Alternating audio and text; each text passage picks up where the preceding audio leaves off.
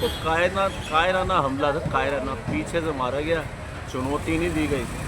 और तो वो भी 13-14 बंदों ने मारा मिलके, उसके ऊपर बैट कभी कुछ। तो मेरे ख्याल से जो कायराना हमला है ना, ये बड़ा बेकार है। और उसको जो मारा है, और ये जो जितने भी आरोपी हैं ना, मैं तो मांग करता हूँ गवर्नमेंट से, जो भी मुख्य आरोपी है उसका एनकाउंटर होना चाहिए। तो आप मतलब बेवजह किसी वजह से मार दो, और जो जितना भी सुनने में आ रहा है उसकी तो गलती भी नहीं है। तो छोटी बच्ची है कि गुब्बारा मारी, उनका छीट उस लड़की के लग गई, उन महिला के, और पूरे सबको 30-35 लोगों को भीड़ को लेके आ गए। ये कोई बहुत सही बात नहीं है। अगर आपको दोस्तों, मैं Santosh Choubey, media news 24 TV में आपका हार्दिक स्वागत करता हूं। दोस्तों, आज हमारी मौजूदगी दिल्ली में है। मैं इस समय कनॉट प्लेस पर मैं खड़ा हूं। दोस्तों, इस समय जो सबसे ज़्यादा चर्चा चल रही है वो तरुण हत्याकांड का। तरुण की हत्या कर दी जाती है। वो 26 साल का एक लड़का है, वो लड़का था जिसकी गलती कोई थी नहीं। बहुत मामूली सी बात पर उसकी हत्या होती है, जिससे पूरा देश गमगीन है। हमारे देश में ऐसी चीज़ें नहीं होना चाहिए, चाहे वो हिंदू है, मुस्लिम है, सिख, ईसाई, कोई भी है। सबको भाईचारा से रहना चाहिए और छोटी छोटी गलतियों को हम एक दूसरे को माफ़ करना चाहिए। क्योंकि वो बच्ची थी, अगर बच्ची से ऐसी छोटी सी गलती हो भी गई तो बड़ों को ऐसी गलती नहीं करना चाहिए था। दोस्तों, आज मैं लोगों से बातचीत करके दिखाता हूँ कि लोगों की इस पर क्या राय है। हर्षित वर्मा।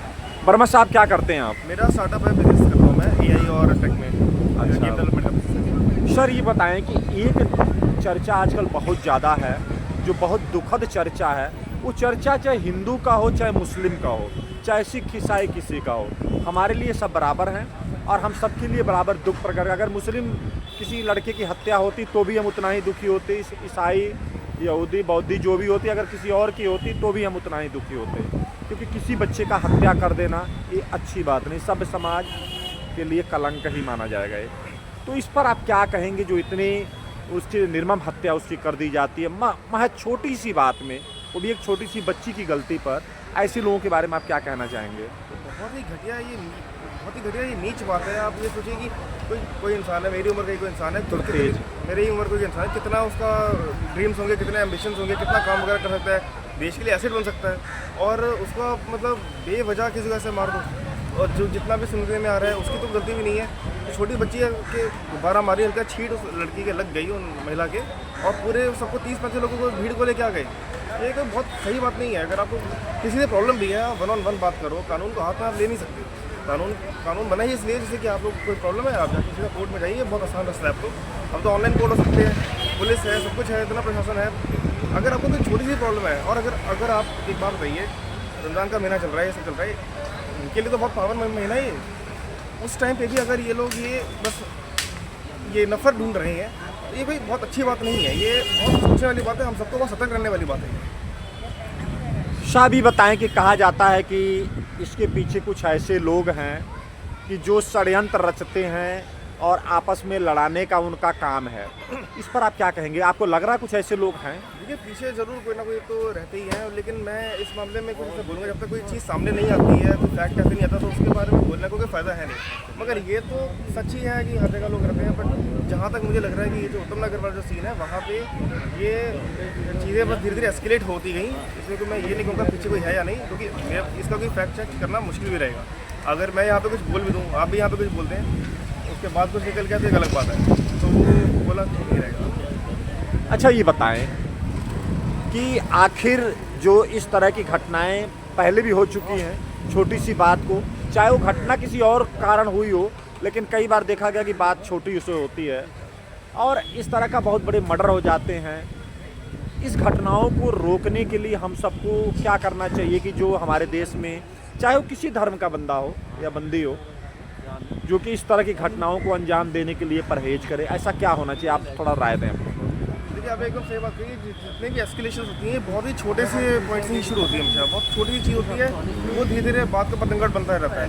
और मैं आपको ये कहूँगा कि एक बहुत बेसिक सी चीज़ है, एथिक्स नाम की एक चीज़ आती है। आप इतना सा हमें चाहिए, एम्पैथी रखिए दूसरों के लिए। अरे किसी गलती हो गई, ठीक है, आप माफ़ करो, आगे बढ़ो, बेसिक चीज़ें होती हैं। अगर आप किसी को मार ही डालोगे तो उससे बड़े मर्डर तो आप ही हो गए, आप उससे ज़्यादा बड़ी दिक्कत आपकी आ गई। तो ये सब बेसिक चीज़ें आप थोड़ा सा सामने वालों को समझाइए, बातों से बात करिए। अगर आपको ज़्यादा प्रॉब्लम है, कोर्ट का रास्ता अपनाइए। कोर्ट कोई बहुत मुश्किल नहीं है, सोचने में लगता है, फिल्मों से लगता है कि वो मुश्किल है। आप आराम से कोर्ट में जाइए, पुलिस को बुलाइए अगर आपको कोई दिक्कत आ रही है। कानून को हाथ में लेने का अधिकार आपका है नहीं।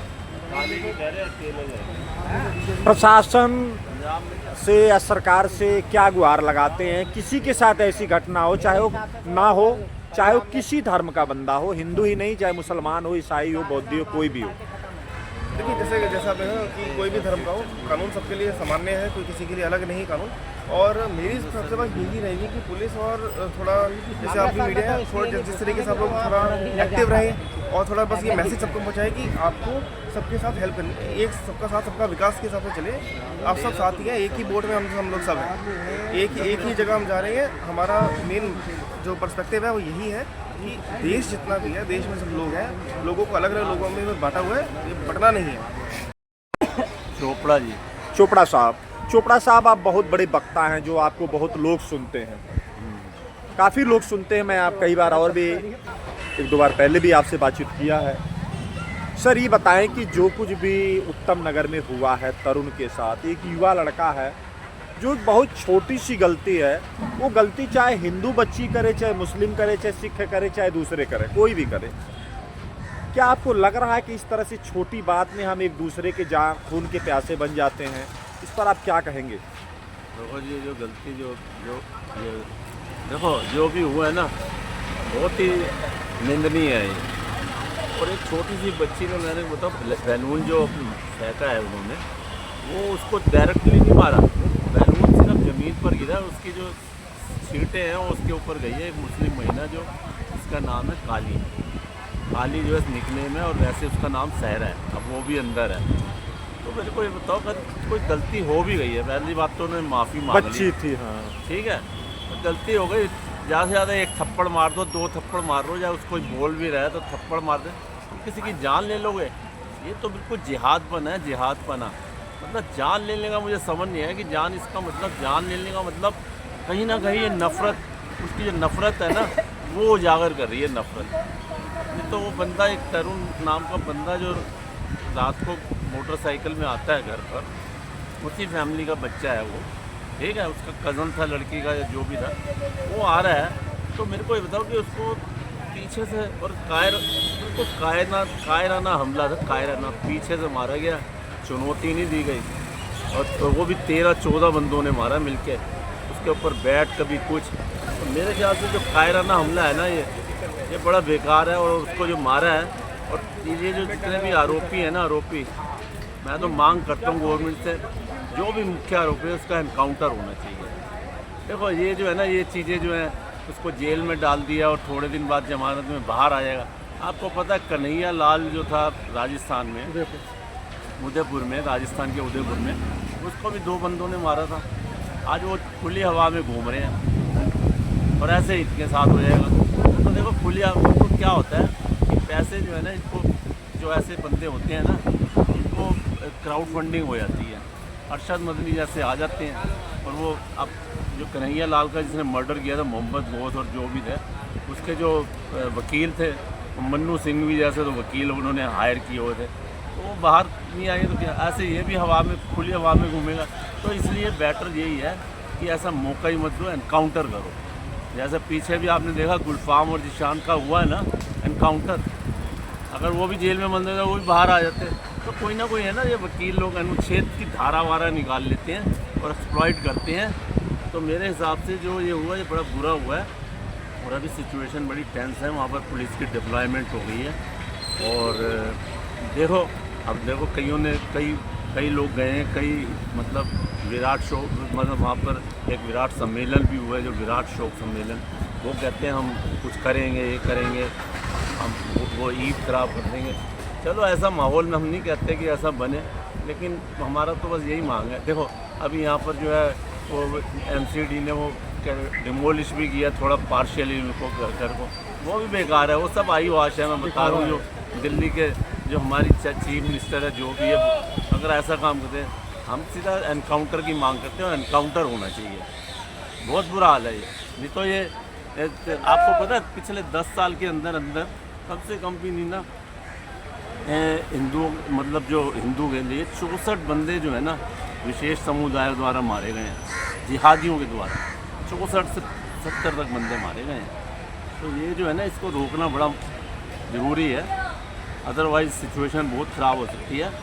तो इसीलिए मैं कहता हूँ बस जितनी जल्दी हो जाए, मैं तो अमित शाह से मांग करता हूँ कि इनकाउंटर करो और कुछ नहीं। है कि इस तरह की जो घटनाएं घट रही हैं इसके पीछे कोई कुछ विशेष जो गंदे नेचर के लोग हैं उनका हाथ है, जो ऐसे लोगों को, सीधे साधे लोगों को भड़का के और उनकी ज़िंदगियां तबाह भी करवा देते हैं और मरवा भी देते हैं। तबाह तो ये लोग भी हुए, तो ऐसा कुछ लग रहा है आपको?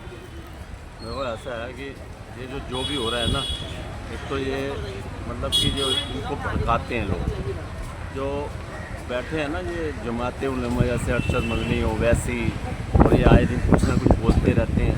आज जितने मौलवी इमाम हो गए, ये आए दिन इनको भड़काते रहते हैं और ब्रेन वॉश करते हैं। और मतलब मैं ये नहीं कहता कि मैं किसी धर्म के ऊपर टारगेट नहीं कर रहा, लेकिन कुछ लोग ऐसे हैं, मतलब मैक्सिमम मतलब 25 से 30% लोग ऐसे होंगे जो आ जाते हैं भड़कावे में। इवन 10 साल के बच्चे भी जो है ना वो भी आ जाते हैं। उनको यही सिखाया जाता है कि ये काफ़ी ना, ये करो और ये करो। जो अल्लाह को नहीं मानता वो अल्लाह का गुनहगार है, वो गुनहगार है, मतलब अल्लाह का मतलब एक तरफ काफिर है। तो उनको ये है ना, इनको ब्रेन वॉश किया था और कहते हैं अगर भैया तुम धर्म के लिए कुछ करोगे तो ठीक है, तुम्हें ये मिलेगा, 72 हूरें मिलेंगी, जन्नत नसीब होगी। ये सारी चीज़ें जो है ना ये सब ब्रेन वॉश करते हैं ये। और लोग है ना तो अच्छा पढ़े लिखे इतने ज़्यादा होते नहीं, अगर पढ़े लिखे हो तो इंडिपेंडेंटली वो सोच भी सकते हैं, ऐसी बात नहीं है। जैसे हमारे अब्दुल कलाम थे, APJ अब्दुल कलाम, इस तरह के, तो मतलब ऐसे सारे ऐसे नहीं होते। कुछ तो बड़े देशभक्त भी हैं, ऐसी बात नहीं है। कुछ बड़े मतलब राष्ट्रभक्त हैं एक तरह से। और मतलब इसी तरह है कि मतलब कि ये जो है ना इसके पीछे बहुत बड़ा एक साजिश चल रही है। और अभी आपने देखा होगा मोनालिसा का भी केस खुला होगा। वो PFI के जो बंदे थे ना, पहले PFI तो बैन कर दिया, लेकिन अब कोई ना कोई उनकी सिस्टर कंसर्न खुल जाती है, सब्सिडरी खुल जाती है। तो मोनालिसा को भी ब्रेन वॉश करके ये सब करके, तो फरमान खान जो उसने शादी कर ली, कहते हैं हम तुम्हें ये बनाएंगे, वो बनाएंगे, एक्टर बनाएंगे। तो उसे जगह बताओ केरल में ली है। फरमान खान रहता कहाँ है? यूपी में। और वो भी वो जो लड़की है शायद MP की वो लेके केरल गया। तो PFI का जो रजिस्टर्ड ऑफिस था वो केरल में ही था। तो ये सारा एक बहुत बड़ा षड्यंत्र चल रहा है और ये बड़ी इंटरनेशनल लेवल पे चल रहा है। तो इसको रोकना बड़ा वो है, मुश्किल है। कुछ हद तक मैंने देखा कुछ सफलता मिली भी है, ऐसी बात नहीं है।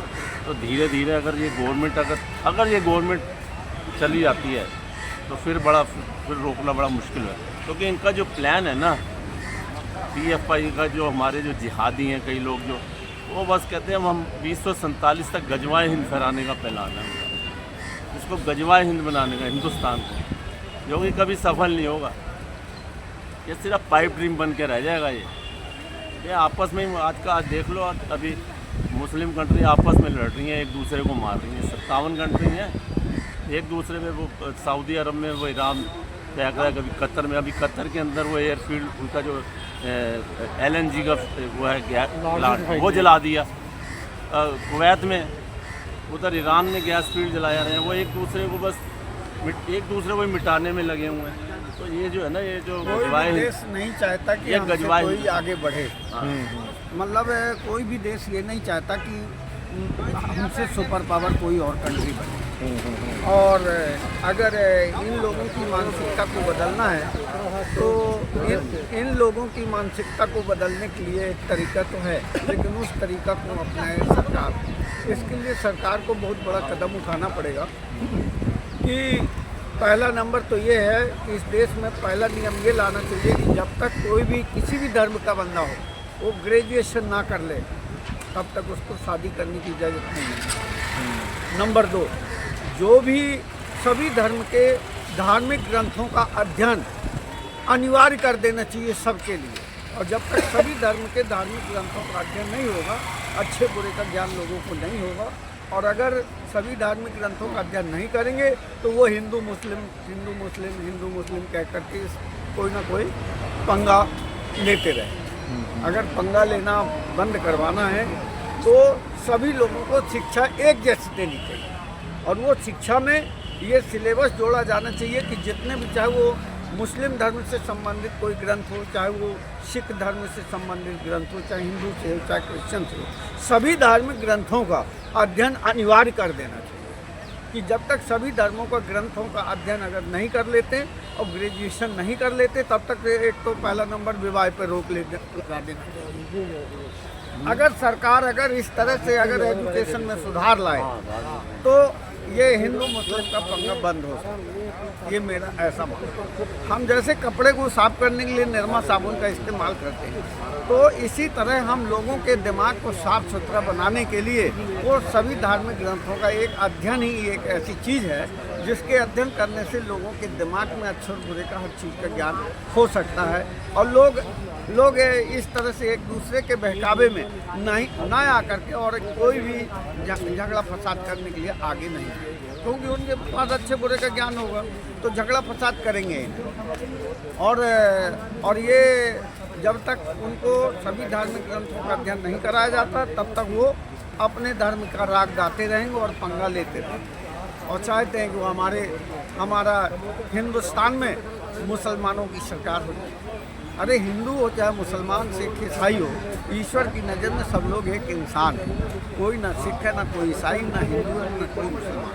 हम सब लोग एक इंसान हैं और एक इंसान होने के नाते सोच अच्छी होनी चाहिए, सभी चीज़ का ज्ञान होना चाहिए ताकि इंसान अच्छे और बुरे का भेदभाव निकाल सके और सही दिशा में सही दिशा में चल सके।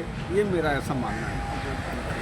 साहब ये बताएं कि आपने जो सुझाव दिया वो बहुत अच्छा है कि सबको एक बराबर का हक हो, सबको एक जरा जैसी एजुकेशन हो, लेकिन ये बताएं कि फिर भी आपने बहुत अच्छा सुझाव दिया, सरकार को भी दिया, अच्छी बात है, लेकिन फिर भी हमारे देश में नए नए कानून भी आ रहे हैं जी, लेकिन फिर भी इस तरह की घटनाएं जो बंद नहीं हो रही हैं, इसके पीछे क्या कारण हो सकता है? इसकी सबसे बड़ी राय है कि ये जो हमारे देश में सबसे बड़ी बात है, अब जो चुनावी मैनिफेस्टो है, हम अदालत में जब जाते हैं तो अदालत में कोई भी मुकदमा की पैरवी करने से पहले हमारा एक शपथ पत्र न्यायालय में पेश किया जाता है कि हम इस मुकदमे में जिसकी पैरवी करने जा रहे हैं, जो भी परिवाद लगाए हैं, उसमें कोई भी चीज़ गलत चीज़ नहीं लिखी गई है, जो भी लिखी गई है पूरी तरह से सत्य लिखी गई है। तो इस तरह से, और अगर इसमें किसी भी तरह से कोई चीज़ गलत पाई जाती है तो उसका जिम्मेदार मैं रहूँगा और मेरे खिलाफ कानूनी कार्रवाई। तो इसी तरह जैसा कोई भी व्यक्ति एक न्यायालय के अंदर मुकदमा करता है और न्याय पाने के लिए जाता है तो शपथ पत्र जरूर लगाता है। इसी तरह जितने भी राजनीतिक दल हैं ये मूर्खों की भीड़ इकट्ठा कर लेते हैं। अब मूर्खों की भीड़ इकट्ठा करने के लिए क्या करते हैं कि उनको एक दिन की दिहाड़ी का पैसा देते हैं, उनके खाने पीने का इंतजाम करते हैं, उनके किराए भाड़े का इंतजाम करते हैं और भीड़ इकट्ठा कर लेते हैं। और जो कम पढ़े लिखे लोग हैं वो थोड़ी सी लालच में आकर के आ जाते हैं और उनके बीच में उनके मन को खुश करने के लिए मीठी मीठी बात करके और भाषण दे करके दुनिया में अपना मैसेज दे देते हैं कि हमारे पीछे इतने पब्लिक है। मेरा ये मानना है कि कम पढ़े लिखे लोग और मूर्खों की भीड़ इकट्ठा होने पर इनके मूर्खों की भीड़ में भाषण देने का इजाज़त कानूनी तौर पे मिलना ही नहीं चाहिए। तो दोस्तों देखिए, मैंने लोगों से बातचीत किया, लोगों ने बड़ी बेबाकी से अपनी बात को रखी है। दोस्तों पूरा देश दुखी है कि इस लड़के को मार दिया गया और महज छोटी सी बात में, कोई बहुत बड़ी बात नहीं थी कि इस बच्चे की जो हत्या हुई है। तो दोस्तों मैंने आपको दिखाया, लोगों की राय आप तक मैं पहुंचाने की कोशिश किया हूं। तो दोस्तों अब संतोष चौबे को इजाज़त दीजिए। नमस्कार।